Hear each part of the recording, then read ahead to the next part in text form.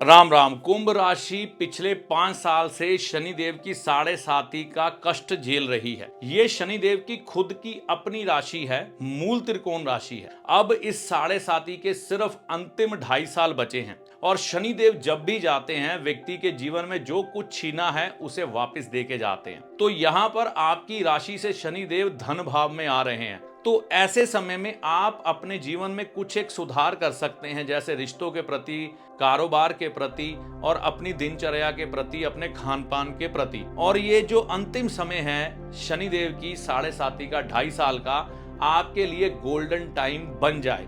तो कुंभ राशि वालों ने इन 2.5 सालों में क्या उपाय और क्या परहेज करके चलने हैं, हम इस वीडियो पर इसी बात पर चर्चा करेंगे।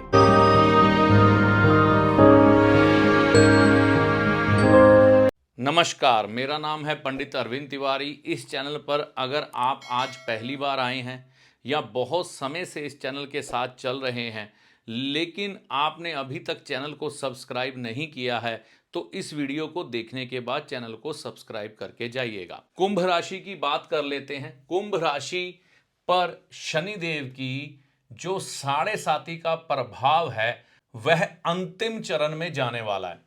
साढ़े साती का मतलब होता है ढाई साल के 3 चक्र, और जब हम इनको प्लस करते हैं तो यह 7.5 साल बन जाते हैं। तो यहां पर जब शनि आए थे तो कुंभ राशि को साढ़े साती शुरू हुई थी, यहां मध्य में थे, और यहां पर शनि आ जाएंगे 29 तारीख तीसरा महीना 2025 को। और इसके साथ ही कुंभ राशि वालों के लिए शनिदेव के अंतिम ढैया की यानी कि साढ़े साती में से 5 साल माइनस हो जाएंगे, ये आप भुगत चुके हैं, और अंतिम ढैया साढ़े साती का बचेगा।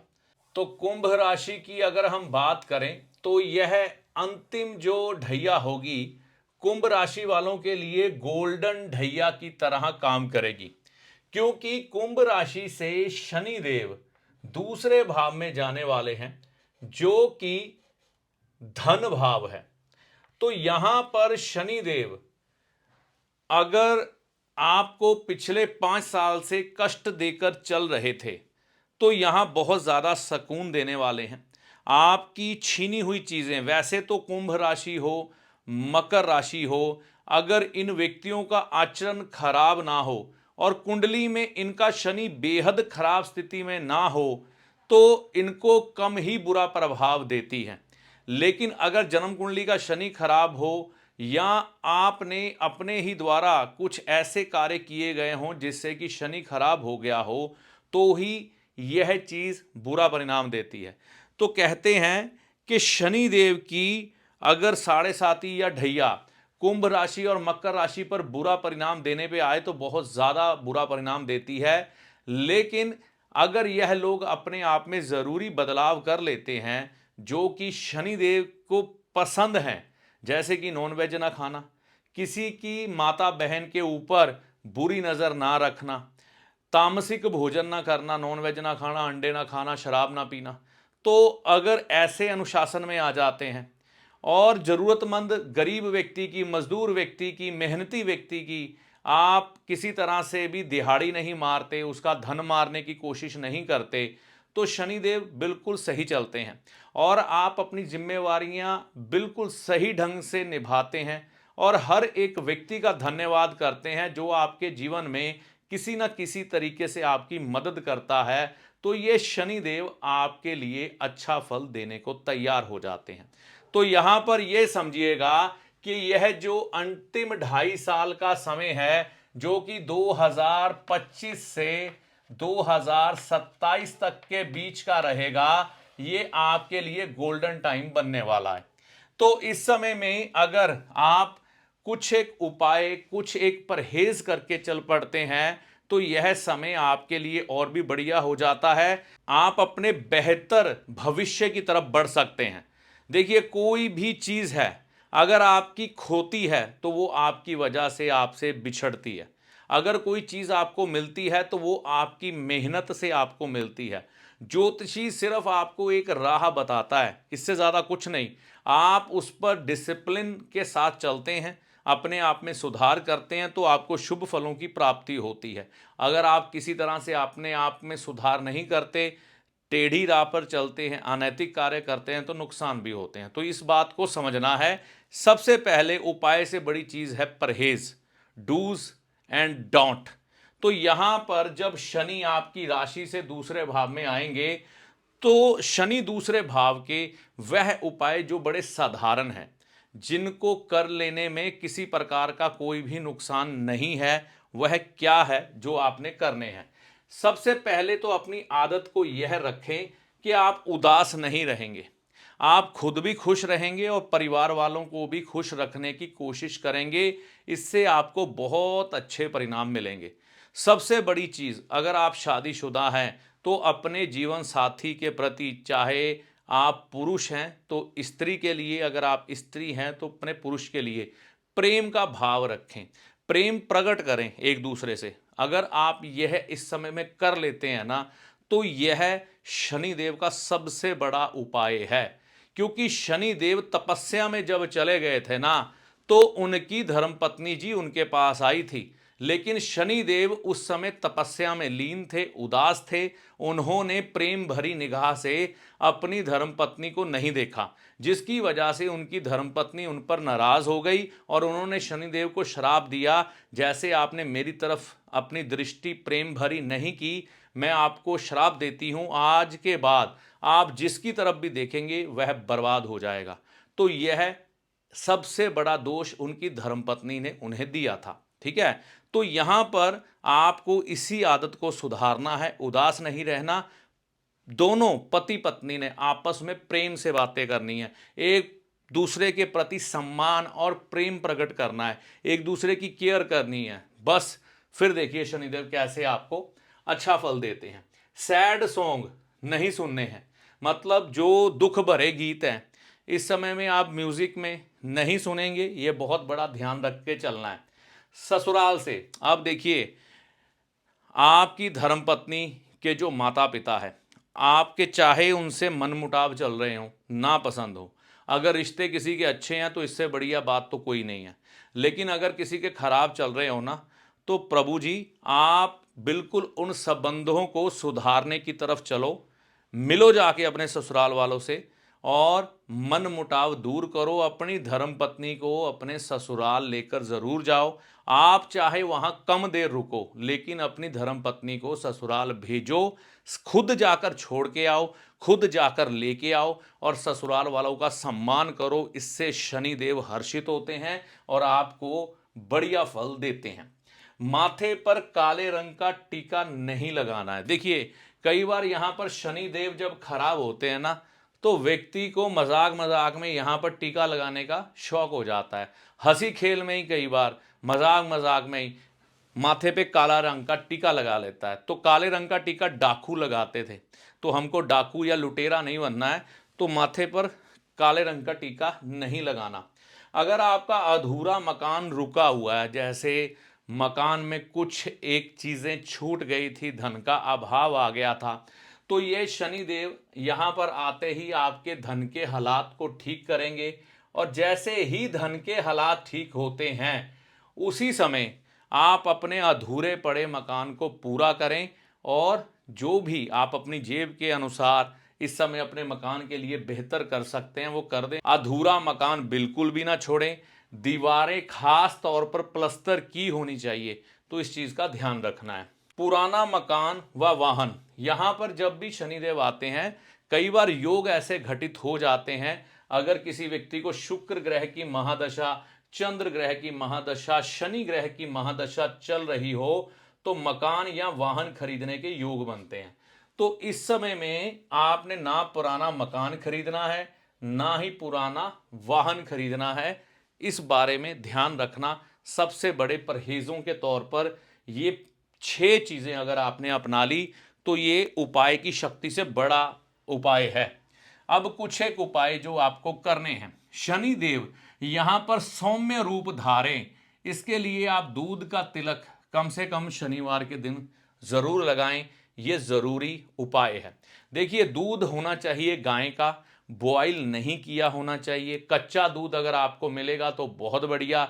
अगर आपको बार बार दूध नहीं मिल रहा है तो आप किसी मिट्टी के कुल्हड़ में पहले से ही एक बार कच्चा दूध लाकर उसको फ्रीज करके रख दें, है ना, फ्रीज़र में रख दें। वह दूध लंबे समय तक खराब नहीं होगा। फिर उसमें थोड़ा थोड़ा सा दूध ले सकते हैं, महीना तक चला लें, इससे ज़्यादा नहीं, फिर नया ले आएँ। ठीक है। दाढ़ी ना रखें।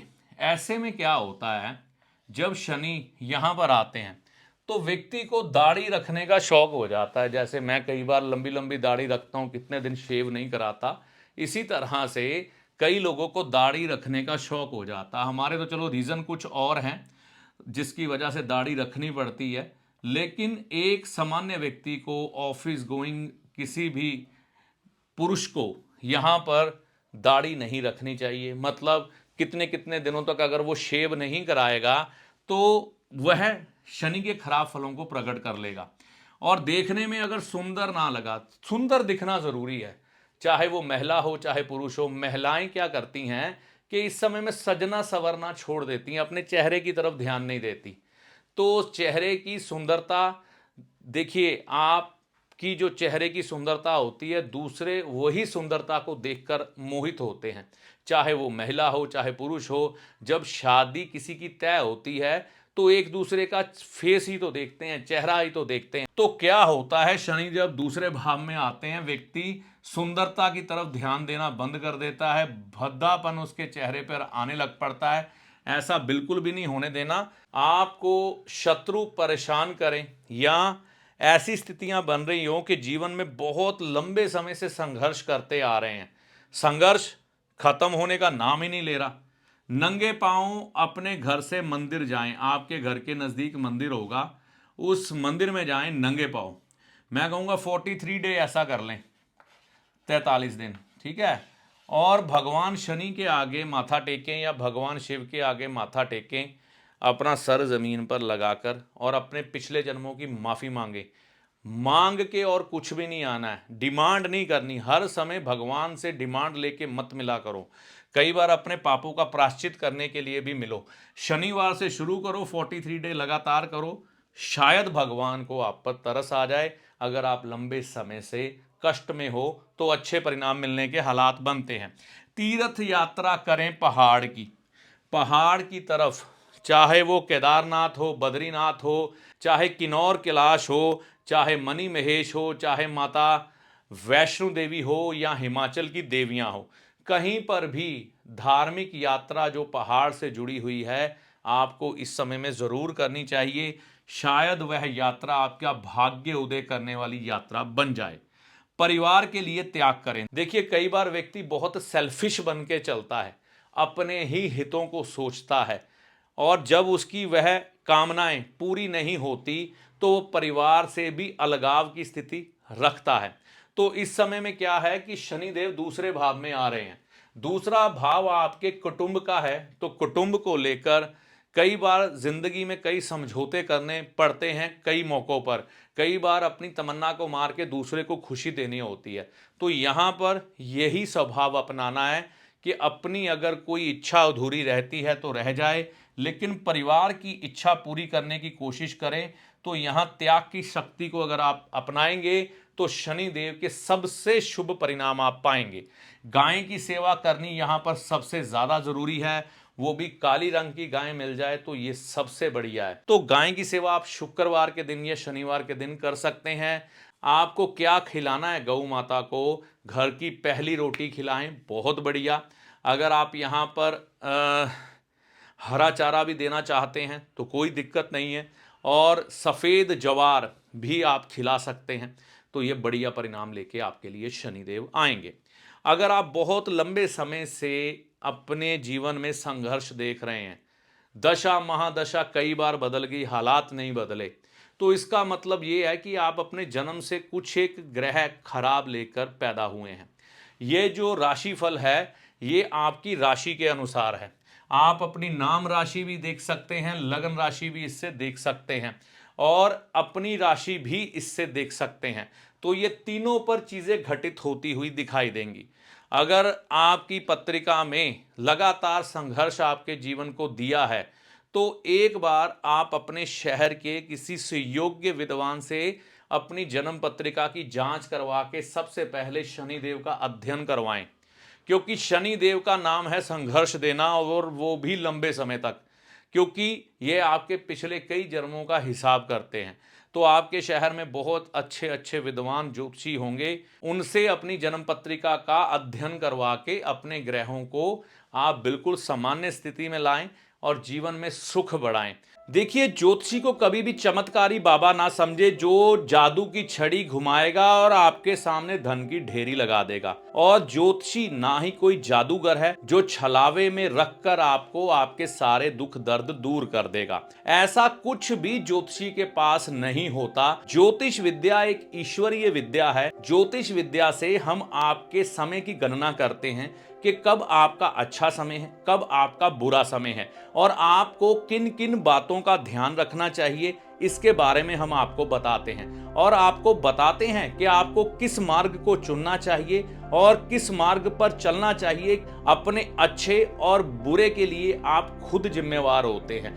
ज्योतिष के किसी भी शास्त्र में आपकी किसी भी तकलीफ को दूर करने के लिए कोई भी गारंटी नहीं दी गई है, कोई भी दावा नहीं किया गया है। सिर्फ आपको एक पथ दिखाया गया है, आप उस पथ पर चलें, उपाय करें, सारी समस्याओं का समाधान ईश्वर की कृपा से होता है। मैं अपने किसी भी वीडियो में कोई भी दावा नहीं करता हूं, क्योंकि ज्योतिष में दावे है ही नहीं। इस वीडियो में दी गई जानकारी आपको कैसी लगी कमेंट करके अपनी राय दे। वीडियो अच्छा लगा तो लाइक व शेयर करें। चैनल पर पहली बार आए हैं या बहुत समय से चैनल के साथ चल रहे हैं तो इस चैनल को सब्सक्राइब करके जाएं। इस वीडियो में दी गई जानकारी का लाभ माता रानी की कृपा से आपको होगा। जय माता दी।